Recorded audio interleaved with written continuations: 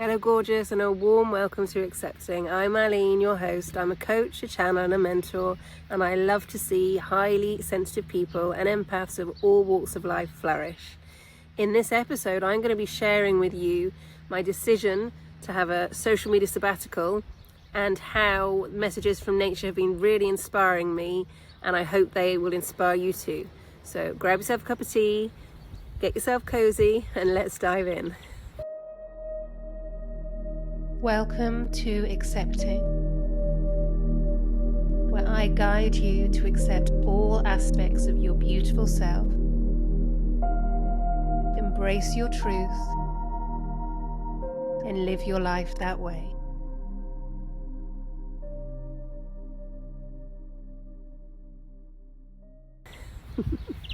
So for those of you who are watching this, you may notice we're not inside, we're outside, we're under the tree of love, we're with the elements. It's absolutely gorgeous. And those of you who are listening, I really hope you feel the energy as well, because it's so beautiful.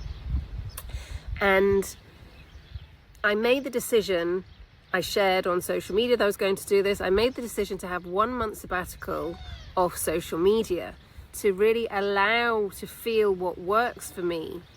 And I talk about this so much in my podcast. It's so important that we find out what works for us, and not everybody else, for us. So I'm walking my talk, I'm listening to the messages that are for me as well, and I'm really diving into feeling what feels right for me.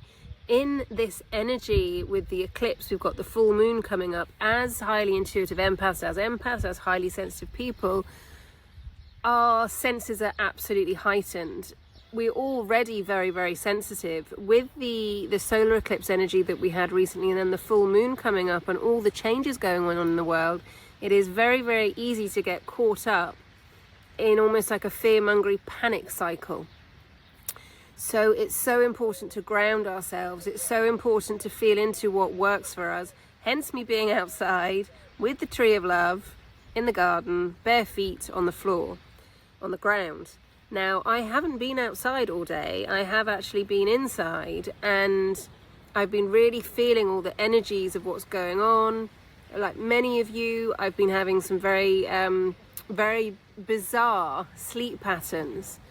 And my message that I received for that was just go with the flow, just allow it to happen. So if you're in the middle of the day and you feel like you need to just have a moment, take yourself away and just have 5 or 10 minutes just to really connect again. And if you can, if you're at work and you can go and you can have your break outside, find a tree somewhere.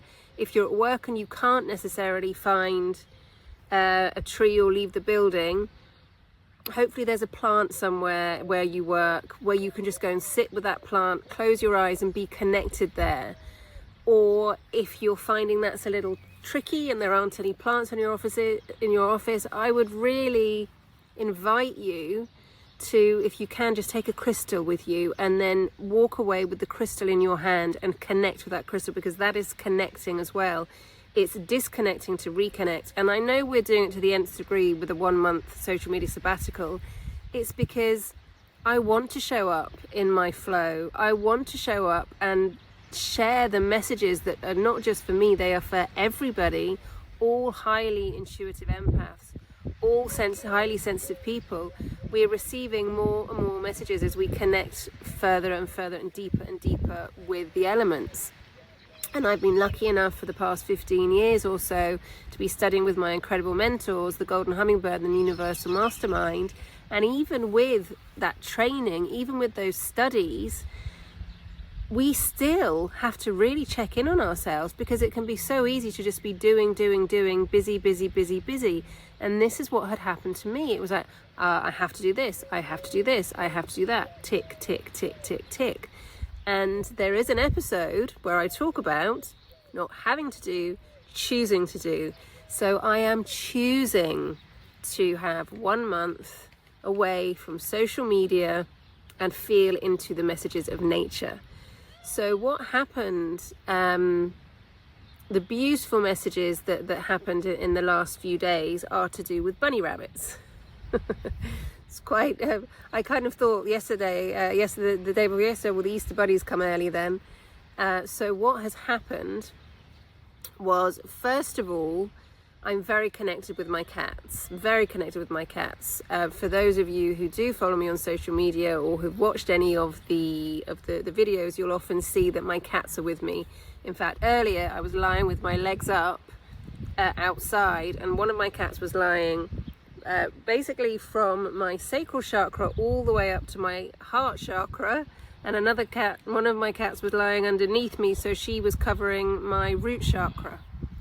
So I needed grounding and I needed my chakras balancing. Basically, that's what my cats were saying to me, and I needed to be out in nature with my legs up because I've been doing a lot of feet down, and it's really important personally for me because of the various things that are important for me to manage, that I do have my legs up for 10 or 15 minutes, and it's so good for the hips, it's so good for the hips, it's so good for the back. So that's what I was doing, and I've been really reminded to go back to what feels right for me, you know. So it's not waking up and, oh, I have to do this, I have to do this. It's, what am I choosing to do?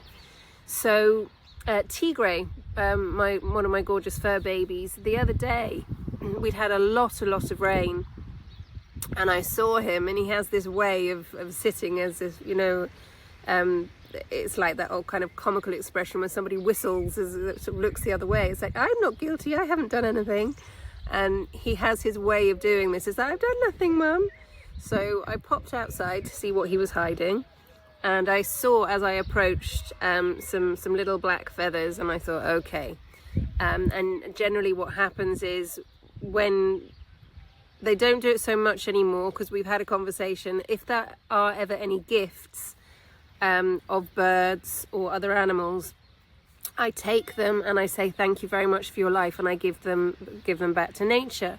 And so I was preparing myself with this little bundle of feathers that I saw, and as I approached, ready to scoop the little one up and to do, you know, my thank you and to take them back to the earth, they were moving. And so I scooped them up, and they were absolutely soaked, and it's not great for birds to be wet at all. It's really not good for them.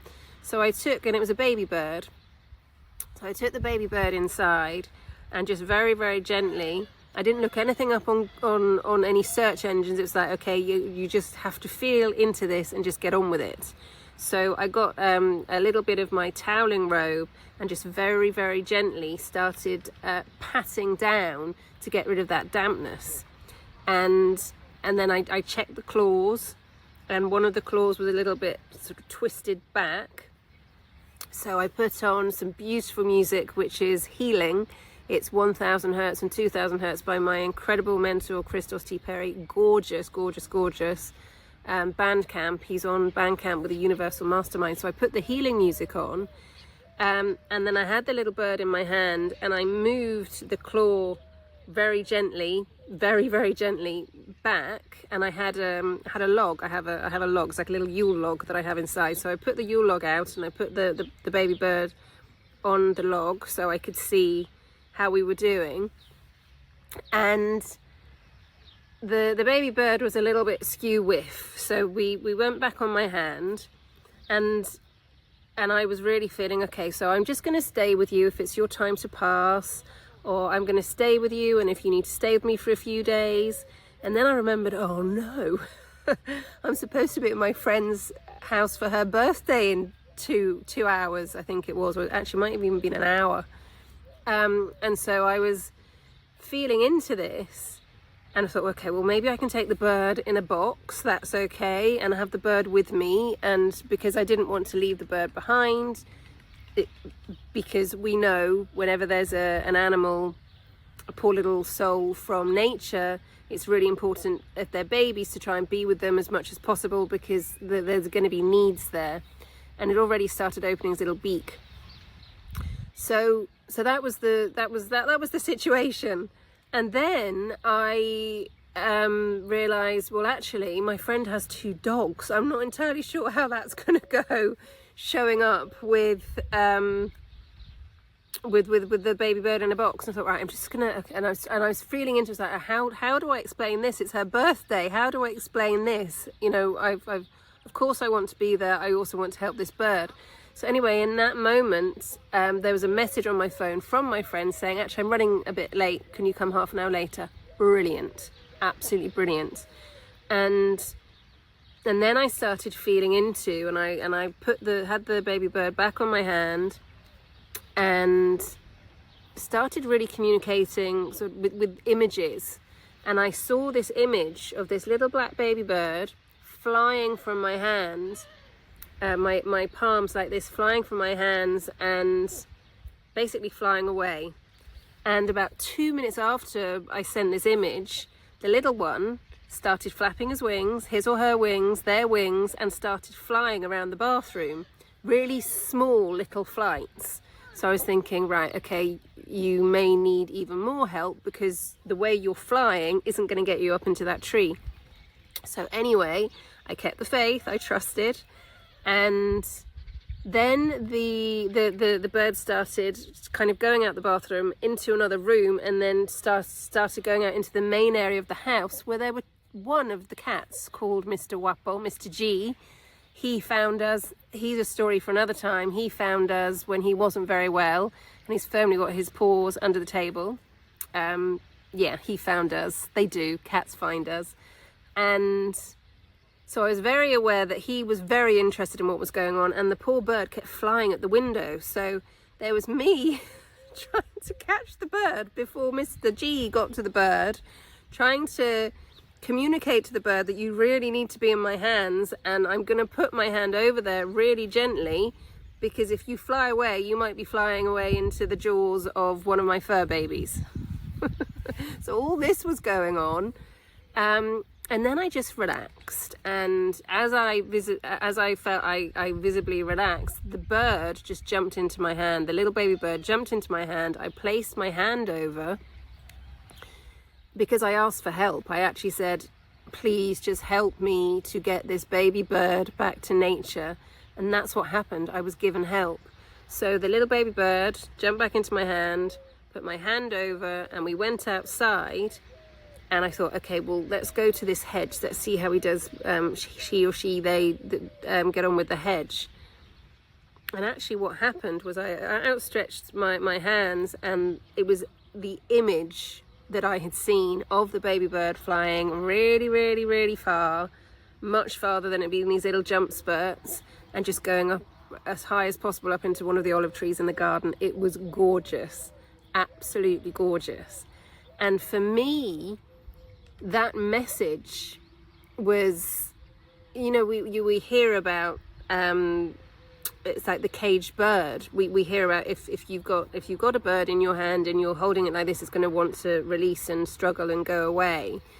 And for me, it was about letting things go, and it was about trust as well. It's about moving on, and birds are ancestors. So oftentimes our ancestors are coming to give us messages as well. This happens to me rather a lot. So with the baby bird story, the baby bird, my takeaways for that were, can you hear the birds now? My takeaways for that were go with the flow, trust, and connect with nature, connect with your heart. Because when I was holding this little baby bird originally, I just felt all the love in my heart with the healing music on, going towards the baby bird. And that for me was, and it was the trust element. It was, okay, I'm supposed to be leaving soon to go to my friend's house. Then I get a message, can you come half an hour later? I send an image and I visualize, and it wasn't that I was sitting there and putting an intention of a visualization out there. I saw the image. I was given that image to give to the baby bird of the encouragement of flying high. And that is exactly what happened. So that was the first incident with the baby bird. The following day, slightly sadder story, a tigre had a rabbit. And rabbits are creativity. So I was reminded in that moment of time to be a bit more creative, mum. So I did the thank yous with this practically perfect little bunny who had just passed. And what had happened is, before then I was on my computer doing something, and a beautiful butterfly had come up at the window, and I didn't go outside. I carried on with what I was doing. And I don't know, had I have come out as soon as that butterfly was at the window, perhaps that I could have saved the baby bunny. The important element of this is not shoulda, woulda, coulda, it's feeling into the messages. So I was reminded it's really important to connect with nature, and it's really important to connect with my creativity. So that was the following day. Now then, yesterday, I was in my morning practice, my morning routine, I guess, and it was really beautiful because social media sabbatical, I wasn't feeling, oh, I have to put this video there, I have to put this video here, I have to do this. I didn't have a big tick list going on in my head, and so I just went outside. I was told just to go outside. What I've been trying to do is to go for a sunrise walk, and we didn't quite make it yesterday, or today actually. And so it's like, oh, well, I haven't made it. And then the lovely lady who helps with the house is coming. So I need to do this, and this before she comes and prepares. And it's like, no, Aline, just go outside. So I did. And my beautiful Cleo followed me. She's my gorgeous fur baby girl. She's 16 years young, and she's been with me in England, in Barcelona, in Andalusia, and in Andalusia again. She's my traveling pal, bless her, and I love her very, very dearly. So she was out with me, and it was beautiful. We just had this really beautiful moment of calm and stillness because we didn't have our phone with us. We weren't recording to show what was happening, you know, with the sunset. Oh, that'll be a nice photograph for people to see. Oh, yes, I think people would like that. We were just in that moment. And again, taking my own advice from the messages, it's really important to go outside without our phones. And instead of like, oh, somebody like that picture, somebody like that picture, have the picture for you, have the memory for you. And then if you want to take a photograph, maybe take a photograph. At first, though, I would really recommend just going outside without your phone, because it's so tempting to just start looking through messages, because, you know, that's how they've been designed, for, you know, to notify us. So we're back into that world instead of this beautiful, natural, gorgeous world around us. So Cleo and myself, we were outside, and I then noticed two of my other fur babies, again Tigre and Senor Guapo, were in one of the patios, and I walked over to them to sort of see what was going on. They were both very, very interested in something, and very sadly there had already been, I can only describe it really as the Osiris effect, there had already been another rabbit that possibly another cat or maybe them had caught, because cats are predators, they hunt. And so for me, when again the creativity, oh no, I'm just not doing enough on the creative side. And again, my intention is to take the rabbit as much as I can and say thank you very much and back to the earth. And then I realized that there was this little fluffy bunny, teeny tiny fluffy bunny, in the patio, and the cats, and it wasn't moving, so the cats weren't necessarily interested, they were just watching. So at this point I had my dressing gown, white dressing gown on, and a big kind of furry throw that I just chuck over myself when I'm going outside.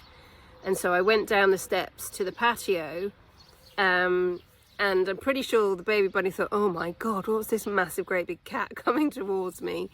And cats as well, I read this article which was really, really interesting, that cats see us as a bigger cat, and so they were probably waiting for me to finish the hunt, if you like, and when we go for our walks, it's, you know, and then they're fed afterwards, like, oh yes, mummy has got the hunt, not, you know, that she's gone to the supermarket and got the packet, she's gone for the hunt and got our food. So I'm vegan, by the way.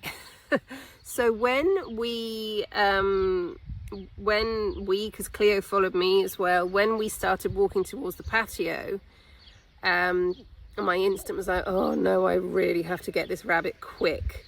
And so I walked down the stairs, got to the bunny, the baby bunny, teeny tiny. First of all, I thought it might have been like a dormouse with massive ears. It was just a really tiny bunny. And the patio is in a crescent shape, and it started running around. And I was like, oh no.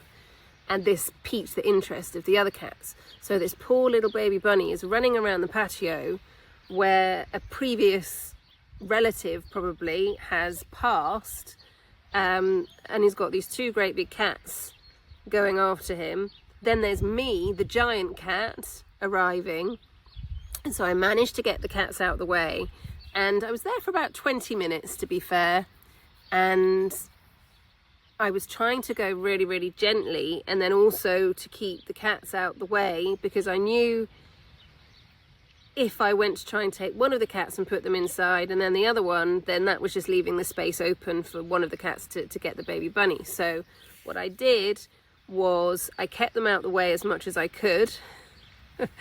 And then I started trying to move the furniture so the baby bunny didn't have a space to hide really, and poor little thing was in the corner trying to dig their way out. And anyway, this went on for about 10-15 minutes, and I thought, okay, this is ridiculous. I'm gonna have to throw something on the bunny to catch the bunny so I can keep the cats away, and then at least I've got the baby bunny contained. I'm saying baby a lot in this episode. And then I can take the bunny back to the burrow, which was family. So in this moment, it's like, right, okay, so take off my big furry throw thing, and then I just have my white bathrobe on. And then I remembered something that one of my incredible fosters, one of my incredible mentors, Shaman Foster Perrier, said, is that animals either like you in a similar color as they are, or naked. So by me taking off this fur throw, okay, I wasn't naked, I was white. It was a much purer energy of the white energy. And then the bunny was kind of running, and I managed to just put my hand on, because I was told, if you can just get your hand on the bunny, it can feel your energy, it will know you're trying to help. So we did that, and I was like, how am I going to pick it up then? So I had the throw in my hand, ready to throw. And then the bunny just stopped and had a little wash. And I thought, that's a good sign. Very relaxed, trusting. We like that. That's very nice. So then I carried on. I was like, right, okay, tried to approach again. No, too slow, or didn't get there in time, and the baby bunny was running around. So this went on for a while. And then I just stopped, and the baby bunny stopped and actually came and just sat by my shoe that I was wearing. She sat by my foot, and then there was just this immense calm, and I gently bent down to try again with my hand, and this wasn't happening. And then what happened was the baby bunny jumped towards the steps and then started jumping up the steps out of the patio. And so what I then did was I guided the baby bunny up the steps, out of the garden, into another garden. The cats didn't have a clue what was going on, so I was out, and the baby bunny was saved. And it was really, really beautiful. And what was hilarious for me was the cats were still looking for the bunny in the patio, because it wouldn't have possibly occurred to them that I had, that the bunny had said, right, you're going to help me, get me up these steps and out the way. That's what you're here to do. You don't need to pick me up, just guide me. And that for me was really gorgeous. And then my insights feeding into that again was creativity, and the fact that the baby bunny was small. So it's like, when we're going into those first feelings of a creative project, is not trying to grasp it, is not trying to push it into a corner, is not trying to throw something on it to make it kind of catch it. It's guide it. It's put ourselves in a beautiful, relaxed space and guide that creativity, and be guided as well, and listen to the messages around us of being guided, and be in a beautiful, relaxed flow, and listen when we're in our creative process. So they are my insights for my first week of social media sabbatical. I hope you enjoyed the stories and I hope you were inspired. If you would like to hear more, then tune in for the next episode next week, and also let me know if there's anything that you would like me to cover as well. In the next few weeks, I'm feeling very much it's going to be outside, and I'll be sharing messages with of nature with you, because there's a lot more that's been happening. So I hope you enjoyed this, and if you would like to get in touch with me, please do. For this and by episode email of Accepting. love@aline.com. You can also get in touch with me through my website as well. Even though we're not on social media, we are still here. Wherever you get your wishing you the podcast. most gorgeous of weeks. To your self-acceptance, If gorgeous. there's anything to at all your that you'd like me to self-acceptance. cover in future So much episodes, love. please Thank get you in for touch you. and let me know. You can also follow me on Instagram at The Acceptance Coach and on TikTok at Solution Union 99. And if you'd like to have any coaching at all, or you would like to discuss this, do book an expansion call. For now, I'm your host, Aline, and to your self-acceptance, gorgeous, with so much love.